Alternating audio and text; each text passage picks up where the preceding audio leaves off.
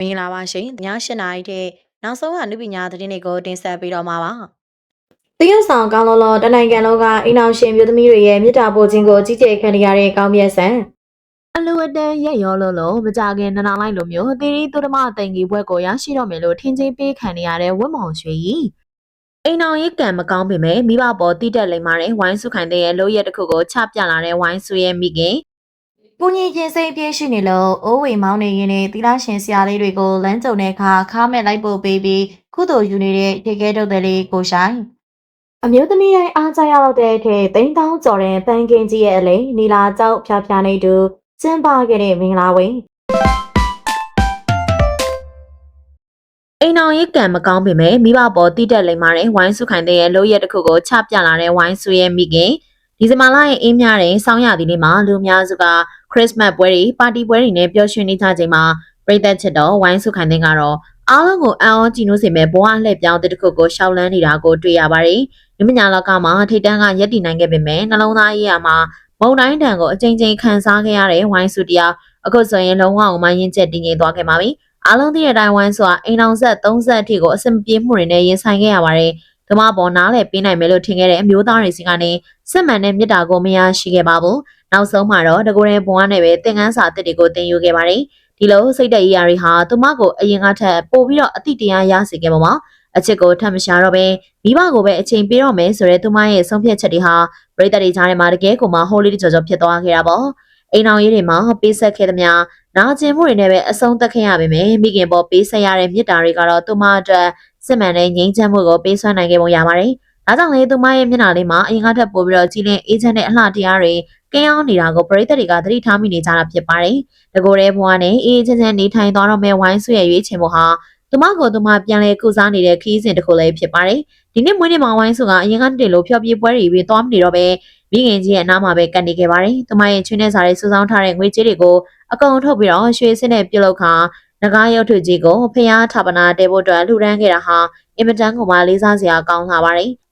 ဒါအပြင်လာရောက်သမျှပရိသတ်တွေကိုလည်းဝတ်သားစီမံဟင်းနေတဲ့စိတ်ကြိုင်စရုရီသားကျွေးမွေးခဲ့ပါတယ်။ပကသနာတွေထက်စေတနာကိုအရင်ခံပြီးတော့ဒီလိုလူမျိုးကမြင်ရတဲ့တိုင်းကိုကြည်နူးစေပါတယ်။ဒီလိုရွှေစင်နဂါရုပ်ထုကြီးကိုလှူဒန်းလိုက်ရခြင်းမှာဝိုင်းစုရဲ့ပြီးဖြစ်နေတဲ့အပြုံးတွေဟာကြည်ရတဲ့တိုင်းကိုသားတို့ခေါ်ဆင်မိပါတယ်။မိဘကိုလှုပ်ကြွေးပြုစုခြင်းဟာမင်္ဂလာတစ်ပါးဖြစ်တယ်လို့အခုလိုသာသနာပြုလုပ်ငန်းတွေမှာတက်တက်ကြွကြွပါဝင်နေတာဟာလေသူမရဲ့ရှေ့ဆက်မဲ့ဘဝခီးလန်အတွက်အလုံးကုန်မှာကောင်းမွန်တဲ့အုံမြစ်တစ်ခုပါပဲ။သူမရဲ့လူတွေဟာငွေကြေးပမာဏထက်ဆိုင်ရင်သူမရဲ့စိတ်ရင်းစေတနာတွေကပို့ပြီးတော့တန်ဖိုးရှိနေတာကိုတွေ့ရပါတယ်။ဝိုင်းစုရဲ့မိခင်ကြီးကလည်းသူမရဲ့သမီးလေးအကြောင်းကိုဂုဏ်ယူစွာနဲ့ပြောပြလာပါတယ်။အသက်16နှစ်အရွယ်မှာကလေးကမိဘကိုလှုပ်ကြွေးခဲ့ပေမဲ့အိမ်အောင်ရေးပြဿနာတွေကြောင့်မိဘကိုအချိန်မပေးနိုင်ခဲ့တဲ့အတိတ်ကနောင်တတွေကိုဝိုင်းစုကအခုတော့အလူတန်းနေနဲ့အစားထိုးနေရပါ။မိခင်ကြီးမျက်စိခွဲစိတ်ထားရတဲ့ကြားကတော့သမီးလေးကိုစိတ်မချလို့အနောက်ကနေတကောက်ကလိုက်နေရှာပါတယ်။ဝင်းဒီမှာလည်းကြီးကျယ်တဲ့လက်ဆောင်တွေထက်မိခင်ကြီးရဲ့အားပွားလေးတစ်ခုနဲ့ဝိုင်းစုတယောက်ကဘာကြီးကိုပိုင်ဆိုင်လိုက်ရတယ်လို့ပျော်ရွှင်နေခဲ့တာပါ။ဝိုင်းစုအားကိုဆိုရင်ငါထပ်ပို့ပြီးတော့ဖျားတရားဘက်ကိုအာရုံစိုက်လာပါတယ်။အရင်ကဆုံးဖြတ်ချက်အမှားတွေကြောင့်မိဘကိုပြစ်ထားမိသလိုဖြစ်ခဲ့ပါတယ်လို့သူမကိုယ်တိုင်လည်းဝန်ခံထားပြီးရှေ့ဆက်မဲ့ဘဝမှာလည်းမိခင်ကြီးနဲ့တူဖျားတဲ့အကြောင်းဆောင်ကုသိုလ်တွေနဲ့ပဲအချိန်ကုန်ဆုံးသွားမှာပါ။ဒါဟာအနုပညာရှင်တယောက်အနေနဲ့မကဘဲနဲ့မျိုးသမီးတယောက်အနေနဲ့အထူးယူစရာကောင်းတဲ့ရင်းချက်မှုတစ်ခုပါလူတယောက်ဟာအမားနဲ့မကင်းနိုင်ပါဘူးဒါပေမဲ့အမားကိုသိမြင်ပြီးတော့မိဘကျေးဇူးကိုအခုလိုတိတက်လိမ့်မှဆိုဆက်နေတဲ့ဝိုင်းဆွေလို့ရဟာတကယ်ကိုမှဂုဏ်ယူစရာကောင်းပါတယ်ရှုပ်ထွေးတဲ့လောကီရေးရာတွေကြားထဲမှာအေးချမ်းတဲ့မိဘရင်ဝင်ကိုပြန်လဲခုံလုံသွားတဲ့သူမရဲ့ပုံရိပ်လေးတွေကပြည်သက်တွေအတွက်တဲ့စိတ်ခွန်အားရစရာအမှန်ပါပဲပြည်သက်ကြီးတို့ရဲ့အတိတ်ကစိတ်တရားတွေကိုကုစားပြီးမိဘပေါ်ကျေးဇူးဆက်နေတဲ့ဝိုင်းစုခိုင်တဲ့ရဲ့ပြောင်းလဲလာမှုပေါ်ဘယ်လိုမြင်ကြသလဲသူမရဲ့ရှေ့ဆက်မဲ့ဘဝခီးလန်းတွေမှာအဆင်ပြေပါစေကြောင်းစုမုံကောင်းစကားလေးတွေပြောပြခဲ့ကြပါအောင်နော်အလူအတန်ရက်ရောလို့မကြခင်နနာလိုက်လိုမျိုးသီရီသူဓမ္မတင်ကြီးဘွဲ့ကိုရရှိတော့မယ်လို့ထင်ကြီးပေးခံနေရတဲ့ဝတ်မောင်ရွှေကြီးမြမလူအဖွဲ့အစည်းမှာအောင်မြင်ကြော်ကြားတဲ့လူပညာရှင်တယောက်အနေနဲ့မကပဲဘာသာသာသနာကျိုးကိုထူးထူးချွန်ချွန်တည်ဖို့ဆောင်ရွက်နိုင်တဲ့အမျိုးသမီးတွေကိုနိုင်ငံတော်ကဂုဏ်ထူးဆောင်ပွဲတစ်စိတ်တွေချီးမြှင့်လေးရှိတာအားလုံးလည်းသိပါပါအဲ့ဒီထဲကမှသီရီသူဓမ္မတင်ကြီးဆိုတဲ့ပွဲတစ်စိတ်ကတော့အင်မတန်ကိုမှဂုဏ်သိက္ခာကြီးမားလွန်းလာသလိုရရှိဖို့အတွက်လည်းမလွယ်ကူလာပါဘူးအနုပညာလောကမှာအောင်မြင်မှုရဲ့ထိပ်ဆုံးကိုရောက်ခဲ့ဘူးသလိုတီရီသူဓမ္မတင်ကြီးဘွဲ့ကိုပါရရှိထားတဲ့အနုပညာရှင်တယောက်ကတော့မင်းသမီးကြီးနာနာလည်းပဲဖြစ်ပါတယ်။သူမဟာတထေးကြီးဦးစေတီဟာနဲ့လက်ထပ်ပြီးတဲ့နောက်ပိုင်းမှာအနုပညာအလုပ်တွေထက်ဘာသာသာသနာရေးနဲ့အလူတန်းတွေကိုအားတက်သေးရောလှုပ်ဆောင်ခဲ့လို့ဒီဘွဲ့တစ်စိတ်ကိုထပ်ထိုက်တန်တန်ရရှိခဲ့တာပါ။အခု2025ခုနှစ်ထဲမှာနာနာလိုက်လိုမျိုး ဝက်ဒစိတ်ချင်းမြင့်ချင်းခံရဖို့အလားအလာအရှိဆုံးသူဖြစ်ကတော့လူပြောများနေတာကတော့ကျွန်တော်တို့ရဲ့အချစ်တော်ဝင်းမောင်ရွှေပဲဖြစ်ပါတယ်ဝင်းမောင်ရွှေဟာတထင်းကြီးကိုနိုင်ဖြိုးကျော်နဲ့လက်ထပ်ပြီးတဲ့နောက်ပိုင်းမှာသူမရဲ့အလူရည်ဆက်လက်နဲ့မကွာလောက်အောင်ရေရောလာတာကိုအားလုံးကမြင်တွေ့နေကြပါတယ်သူမဟာလူပညာလောကမှာထိတ်တန့်မဲ့မိတ်လက်ဖြစ်တဲ့ရက်တီယုံတေယုံမကပဲတထင်းကတော့တိုးပြီးသာသနာပြုလုပ်ငန်းတွေမှာလည်းစိတ်တူကိုယ်တူပါဝင်ဆောင်ရွက်နေတာဖြစ်ပါတယ်ဝင်းမောင်ရွှေကိုဒီပွဲရဖို့ထင်ကြေးပေးစေခဲ့တဲ့အဓိကအကြောင်းရင်းကတော့သူမရဲ့ချီးကျက်ခံထားလာတဲ့ကုသိုလ်ရေးလုပ်ငန်းတွေကြောင့်ပါအခုဆိုရင်ဝင်းမောင်ရွှေဟာခင်မောတဲ့တထေးကိုနိုင်ဖြိုးကျော်နဲ့အတူကော့တောင်မြို့ကရှင်းဟောင်းသမိုင်းဝင်ဇီရီတော်တစုကိုရွှေထီးတော်စိန်ဖူးတော်နဲ့ငမြနာတော်တွေကိုနိုင်ကိုကြားတင်လို့ခဲ့တာဟာသိန်းထောင်ကြီးကုန်ကြခံတဲ့အလှူဒန်းကြီးဖြစ်တယ်လို့တရားတရားဘလောက်တောင်ထက်သန်တယ်လဲဆိုတာကိုပြသလိုက်တာပါဒါအပြင်ပြီးခဲ့တဲ့တစောင်းတိုင်းကာလမှာလည်းအနေနဲ့ရကဖုံးတော်ကြီးကျောင်းတွေမှာကထင်ခင်းတာပရိသတ်ပဲနေလှူဒန်းတာတွေကိုရရရောလှုပ်ဆောင်ခဲ့ပါတယ်ဒါအပြင်ဝင်းမောင်ရွှေဟာအားလုံးကိုအံ့ဩစေခဲ့တာကတော့ဖုံးတကိုကြီးလာတဲ့တရကားဆရာတော်ဖျားကြီးကိုအိမ်ပင့်ပြီးစောကတ်ရမှာသူမကိုယ်တိုင်မိဖို့ကြောင့်ဝင်ကချက်ပြုတ်ပြင်ဆင်ခဲ့တာပါဝင်ရှိလို့လူလာတဲ့ကိုယ်တိုင်လောက်အားပါလို့ကုသိုလ်ပွေးရတယ်ဆိုတော့သူမအောင်နှိမ်ချတဲ့စိတ်ထားလေးတကယ်ကိုမှလေးစားစရာကောင်းပါတယ်။ဘာသာရေးတွေမကပဲဒီသူတွေတဘာဝဘေးရနဲ့ကြုံတွေ့ရတိုင်းမှာလဲဝင်းမောင်ရွှေတို့ဇနီးမောင်နဲ့ဟာသိန်းရချီထောင်ကြီးလူရမ်းမှုတွေကိုအချိန်နဲ့တပြေးညီလှုပ်ဆောင်လေးရှိပါတယ်။ဒီလိုမျိုးဘက်ဆောင်ကနေသာသနာပြုစိတ်သက်ထက်သန်နေတာကြောင့်မကြခင်ကြောက်တော့မဲ့လွတ်လပ်ရေးနေလို့ထူးခြားတဲ့နေထူးနေမြတ်တွေမှာနိုင်ငံတော်ကချီးမြှင့်တဲ့တေးသုသမတင်ကြီးပွဲကိုဝင်းမောင်ရွှေရရှိတော့မယ်လို့အမှုပညာနဲ့ဘာသာရေးအတိုင်းဝိုင်းတွေမှာထင်ကြေးပေးမှုတွေအများကြီးရှိပါတယ်။ဒါဟာဝင်းမောင်ရွှေတက်တယ်မကဘဲနဲ့သူမကိုချဲတဲ့ပရိသတ်တွေအတွက်ပါတကယ်ကိုမှဂုဏ်စားတဲ့ကောင်းတစ်ခုဖြစ်လာမှာပါသူမရဲ့အောင်မြင်မှုတွေဟာကံဉဏ်ဝရိယပြေသူမရဲ့ဖြူစင်တဲ့စေတနာဆိုတဲ့အင်အားကပါပံ့ပိုးပေးနေရပါကဲပရိသတ်ကြီးအလူတန်းမှာရောအိမ်တော်ရေးမှာပါစံပြဖြစ်နေတဲ့ဝင်းမုံရွှေရဲ့အလူတန်းဘာသာရေးကိုင်းဆိုင်မှုနဲ့စိတ်ထားလေးပေါ်မှာဘယ်လိုမြင်ကြပါသလဲရှင်မကြခင်မှာသူမရရှိလာမယ့်တိတိသုရမတင်ကြီးပွဲအတွက်ကရောကြိုတင်ပြီးတော့တာရုခေါ်ပေးသွားကြပါအောင်နော်ကြည့်ရှုအားပေးခဲ့ကြတဲ့ပရိသတ်တွေအားလုံးကျေးဇူးအထူးပဲတင်ရှိပါတယ်ရှင်တရုတ်ဆောင်ကောင်းလောတနိုင်ငံလုံးကအိမ်အောင်ရှင်မျိုးသမီးတွေရဲ့မြစ်တာပို့ခြင်းကိုကြီးကျယ်ခံရတဲ့ကောင်းမြတ်ဆန်မင်္ဂလာပါပရိသတ်ကြီးတို့ဒီနေ့မှာတော့ social media တက်မှာတွေမကပဲအိမ်အောင်ရှင်မတွေရဲ့ထမင်းဝိုင်းဟင်းဝိုင်းတွေမှာပါအမြဲတမ်းအတင်းဖြော်ခံရတဲ့မင်းသားကျော်ကောင်းမြတ်ဆန်ရဲ့အကြောင်းကိုတင်ဆက်ပေးကြပါမယ်အခုချိန်မှာကောင်းမြတ်ဆန်ရဲ့နာမည်ဟာလူမှုကွန်ရက်စာမျက်နှာတွေထက်မှာတော်တော်လေးကိုရေပန်းစားနေတာပါဒါပေမဲ့ထူးခြားတာကသူဟာအချစ်တော်အနေနဲ့နာမည်ကြီးနေတာမဟုတ်ဘဲတနိုင်ငံတော်ကအိမ်အောင်ရှင်မတွေရဲ့အမုန်းတော်ဖြစ်တဲ့နာမည်ကြီးနေတာပဲဖြစ်ပါတယ်ကောင်းမြတ်ဆန်ကိုအခုလိုစိမ့်လိုက်ဝါစားမတဲ့မုံတိနေကြတဲ့အဓိကတရားခံကတော့လက်တလုံး MRTV ပေါ်ရုပ်သံလိုင်းမှာထိုးနေပြသနေတဲ့လိုင်းလီသားကပန်းရွှေကြာဆိုတဲ့ဇလန်တွဲတောင်းပါပဲဒီဇလန်တွဲထဲမှာကောင်းမြတ်ဆန်ဟာထုံးနိုင်ဆိုတဲ့ကာရီတာနဲ့ပါဝင်တရုပ်ဆောင်ထားပြီးမင်းသမီးမြတ်သူဩဂတ်ဘိုရိုနဲ့တူအားပြိုင်ထားတာတွေ့ရပါတယ်ဇလန်ကတော့ရင်နာစရာကောင်းလို့လာပါတယ်မင်းသမီးမြတ်သူဟာသူမရဲ့ခင်မွန်ထုံးနိုင်ကောင်းမြတ်ဆန်ကိုဆရာဝန်ဖြစ်အောင်ဒုက္ခမျိုးစုံပတ်စံရှာပြီးတော့ကြောင်းထားပေးခဲ့တာပါသားသမီးနှစ်ယောက်တောင်မှရနေပြီဖြစ်တဲ့အိမ်တော်ရေးမှာဇနီးတွေကခင်မွန်ဖြစ်သူတလန်တွေအဖက်ဖက်ကပံ့ပိုးပေးခဲ့ပေမယ့်ထွန်းနိုင်ကမြို့ပေါ်မှာဆရာဝန်ဖြစ်လာတဲ့အခါမှာသူ့ပေါ်မှာကျေးဇူးကြီးမားလာတဲ့ဇနီးနဲ့သားသမီးတွေကိုမေ့လျော့သွားခဲ့ပါတယ်ထွန်းနိုင်ဟာမြို့ပေါ်မှာလှလှပပပြိုလေးဆရာဝန်မလေးဖြစ်သူဩဂတ်မိုးနဲ့နောက်မီလင်းပြီးတော့ဇနီးတွေကိုပြစ်ပယ်ထားတဲ့အတွက်ရက်သူခံစားရတဲ့ဒုက္ခကိုကြည့်ပြီးပရိသတ်တွေဟာရှင်ကျိုးမတက်ဖြစ်ခဲ့ရပါတယ်အထူးသဖြင့်အိမ်တော်ရှင်မျိုးသမီးတွေဟာမြတ်သူရဲ့နေရာမှာကိုချင်းစာဝန်ခံစားပြီးတော့သူရဲ့လက်ကိုပြန်ကိုက်တဲ့ထုံးနိုင်ကိုအသေးလေးမုံတီးနေကြတာပါ။ဒါကြောင့်လေကောင်းမြတ်ဆန်ရဲ့ Facebook chat box CB မှာနေမကပဲ post တွေရဲ့အောက်မှာပါထုံးနိုင်ကိုဆဲဆိုတဲ့ comment တွေမြစ်တာပိုးတဲ့စာတွေဟာဘလူပြန်နေပါတော့တယ်။အချို့ဆိုရင်အပြင်မှာတကယ်ဖြစ်နေသလိုမျိုးကိုအားရပါရဆဲဆိုနေကြတာပါ။ဒီလိုဆဲခံရတဲ့ပေါ်ကောင်းမြတ်ဆန်ကတော့စိတ်မဆိုးတဲ့ပြင်သူ့ရဲ့တရုပ်ဆောင်မှုအောင်မြင်တယ်လို့တောင်မှယူဆပြီးဂုဏ်ယူနေပါတယ်။ကျွန်တော်ရဲ့မျက်နှာချောချောလေးကိုတော့ဒီလောက်မုံအောင်တရုပ်ဆောင်နိုင်လို့ဝမ်းသာပါတယ်ဆိုပြီးတော့နောက်ပြောင်ပြောဆိုထားပါသေးတယ်။ဒါပေမဲ့ပရိသတ်တွေကိုပေါ်ပြီးဒေါသထွက်စေခဲ့တာကတော့ကောင်းမြတ်ဆန်ရဲ့နောက်ထပ်စကားတစ်ခုမှပဲ။သူကကျွန်တော်ကိုပဲဝိုင်းဆဲမနေပါနဲ့။အိမ်ကကိုယောက်ျားတွေကိုလည်းကျူးစိတ်ကြပါအောင်ဆိုပြီးတော့ပြောလိုက်တဲ့အခါမှာတော့အိမ်အောင်ရှင်မတွေရဲ့ဒေါသဟာမီးလောင်ရာလေးပင်သလိုဖြစ်သွားခဲ့ပါတယ်။ထို့နိုင်ပြင်နောက်မီးလေးနဲ့ဆရာဝန်မလေးဖြစ်တရုပ်ဆောင်တဲ့ August Ball ရဲ့ပရိသတ်တွေရဲ့ဝိုင်းဝန်းဆဲဆိုခြင်းကိုအငြင်းအမြခံနေရတာတွေ့ရပါတယ်။တကယ်တော့ဒါအနုပညာရှင်တယောက်ရဲ့ပြောင်မြောက်တဲ့တရုပ်ဆောင်မှုကြောင့်ပဲဖြစ်ပါတယ်။ဇက်ကောင်တစ်ခုကိုပရိသတ်တွေဒီလောက်ထိစီမျောပြီးမုံတီးအောင်ဖန်တီးနိုင်တာဟာကောင်းမြတ်ဆန်ရဲ့ရေးချက်မှာပဲတစ်ဖက်မှာလည်းဒီဇလန်တွေကပေးတဲ့သင်ခန်းစာကတော့အင်မတန်ထင်ရှားပါတယ်အောင်မြင်လာတဲ့အခါမှာကိုပေါ်ကျေးဇူးရှိခဲ့တဲ့သူတွေကိုမမေ့ရဘူးဆိုတာကိုပညာပေးထားတာပါကဲပရိသတ်ကြီးတို့၏လိုင်းလေးသားကပန်းရွှေကြာဇလန်တွေကိုကြည့်ပြီးထုံးနိုင်ကိုရောဘလောက်ထိဘုံနေကြပြီလေကောင်းမြတ်ဆန်ရဲ့ကိုယောက်ျားကိုစောင့်ကြည့်ဆိုတဲ့စကားပေါ်မှာရောဘလို့ထင်ပြမိကြလဲပရိသတ်ကြီးတို့ရဲ့အမြင်လေးကိုလည်းကွန်မန့်လေးထဲမှာပြောသွားပေးခဲ့ပါအောင်ရှင်အားပေးလို့ဆင်ခဲ့ကြတဲ့ပရိသတ်တယောက်ချင်းစီတိုင်းကိုလည်းကျေးဇူးတင်ပါတယ် နောက်နေ့ဒီမှာလေခုလိုမျိုးစိတ်ဝင်စားစရာကောင်းတဲ့အကြောင်းအရာတွေနဲ့တူပြန်လာခဲ့ပါအောင်မယ်ရှင်ဒီဒီလောက်နဲ့ပဲနှုတ်ဆက်ခဲ့ကြပါရစေပြည်သက်တယောက်ချစ်စီတိုင်းကိုလည်းကျေးဇူးထူးတင်ရှိပါရရှင်အမျိုးသမီးတိုင်းအားကြရတော့တဲ့ထဲတိန်းတောင်းကြော်တဲ့ပန်းကင်းကြီးရဲ့အလိနီလာကြောက်ဖြားဖြားနေတူကျင်းပခဲ့တဲ့မင်္ဂလာဝင်ကျမတို့ရဲ့ The Celebrity News Channel လေးကနေပြန်လေးကကြိုဆိုလိုက်ရှာပါတယ်အမျိုးသမီးတွေရဲ့စိတ်ကူးအိမ်မက်တွေတဲ့ခဲခဲနားနားမင်္ဂလာဆောင်ခြင်းကလည်းတစ်ခုပါဝင်ဖြစ်ပါတယ်လက်ရှိမှာတော့မန်လေးကမင်္ဂလာဆောင်တစ်ခုဟာအမျိုးသမီးတိုင်းအားကြတဲ့ထဲခန်းနာထဲဝါခဲ့ရပါတယ် DOC ဆိုင်ရဲ့တားဖြစ်သူမင်္ဂလာပွဲမှာတော့တိန်းတောင်းကြော်ကုန်ခန်းကပန်းတွေကိုလှဆင်ထားခဲ့တာပါ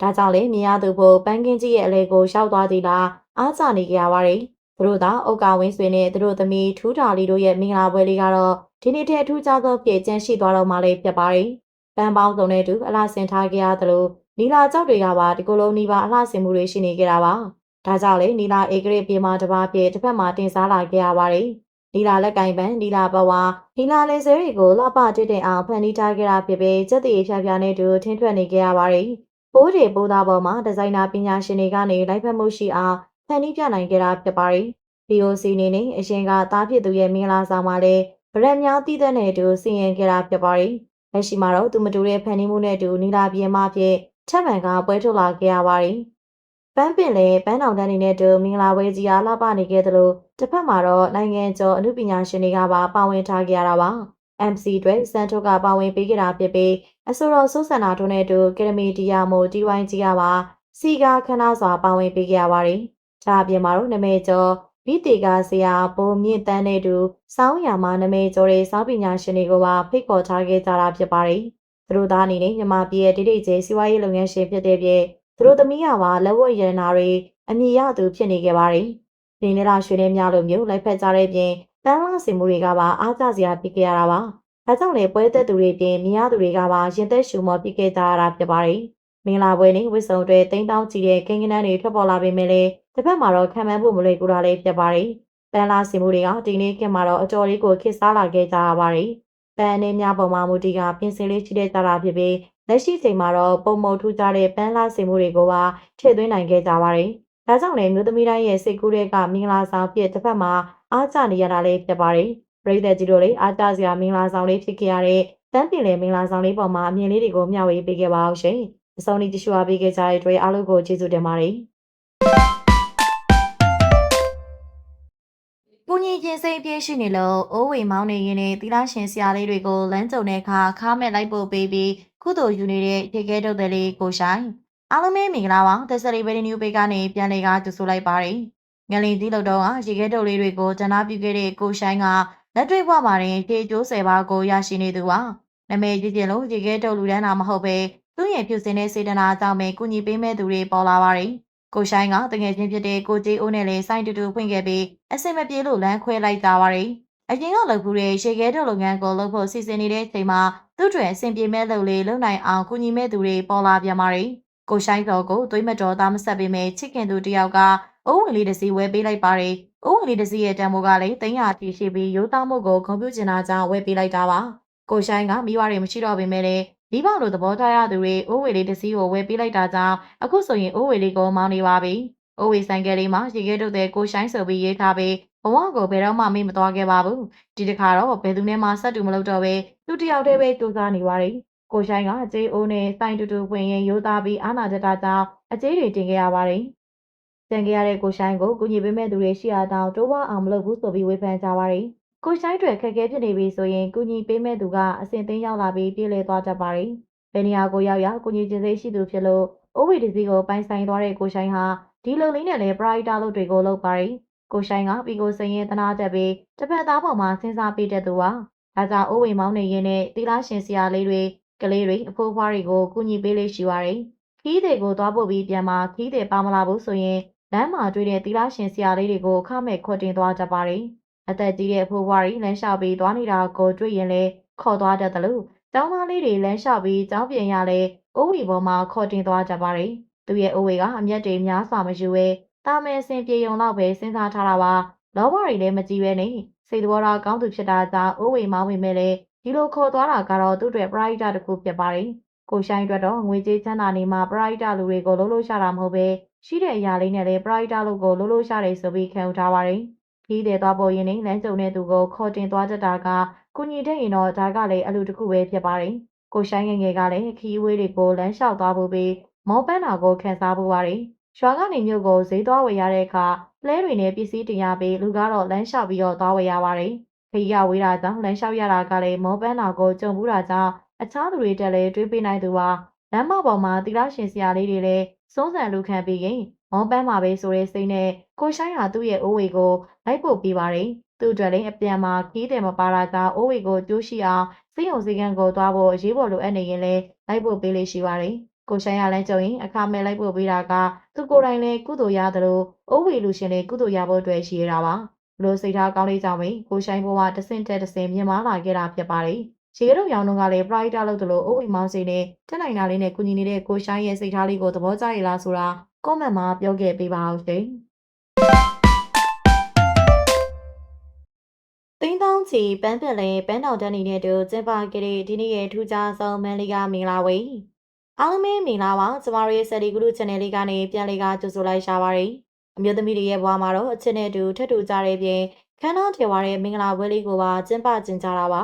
ဒါကြောင့်လည်းမန်လေးကမင်္ဂလာဆောင်တစ်ခုဟာလက်ရှိမှာအမျိုးသမီးတွေအားကြတဲ့အထိဖြစ်ကြရပါတယ်မန်လေးမှာကျင်းပခဲ့တဲ့ BOC ဆိုင်ရဲ့တားဖြစ်သူမင်္ဂလာပွဲမှာတော့တိန်းတောင်းကျော်ကုန်ကြခင်ကပန်းတွေကိုလှဆင်ခဲ့တာပါဒါကြောင့်လည်းပန်းပင်လေးကြီးအလားဝေးစားသွားခဲ့ရတာဖြစ်ပါတယ်။ဒီမင်္ဂလာဆောင်ကတော့ဒီနေ့ထဲမှာထူးခြားဆုံးမင်္ဂလာပွဲလေးဖြစ်ကျန်ရှိသွားတော့မှလည်းဖြစ်ပါတယ်။ပန်းမောင်းစုံနဲ့တူပြေးဝလှဆင်ထားကြရသလိုနီလာတောက်တွေကပါငင်းမောစရာဖြစ်ခဲ့ရတာပါ။ဒါကြောင့်လည်းနီလာအိတ်ကလေးပြေးမှတပါးဖြစ်သူတို့သမီးကလည်းတင်စားလာခဲ့ရပါတယ်။နီလာလက်ကင်ပန်းနီလာဘဝနီလာလေဆွဲတွေကိုတကိုယ်လုံးလှဆင်ထားကြတာဖြစ်ပြီးစက်တီဖျားဖျားနဲ့တူထင်ထွက်နေကြရပါတယ်။ BOC နေနဲ့ရင်ကသားဖြစ်သူရဲ့မင်္ဂလာဆောင်မှာလေးဗရက်များတည်တဲ့နဲ့တူအလားဆင်ခဲ့တာဖြစ်ပါတယ်။လက်ရှိမင်္ဂလာဆောင်မှာတော့သူမတူတဲ့ဖန်နီးမှုနဲ့တူနီနာပြေမအဖြစ်ထက်ဆင်ကျင်းပလာခဲ့တာဖြစ်ပါတယ်။မင်္ဂလာဝဲခန္ဓာနဲ့ဝစ်စုံတွေတိမ်မောင်းတောင်းချီတဲ့ကိန်းကနန်းတွေကပါထွက်ပေါ်လာခဲ့ရပါတယ်။ပန်းလာစီမှုတွေကဒီကနေ့ကမင်္ဂလာဆောင်တွေမှာတော့အတော်လေးကိုထည့်သွင်းလာခဲ့ကြတာဖြစ်ပါတယ်။ဒါပေမဲ့လည်းခုလိုမျိုးခန္ဓာထေဝါတဲ့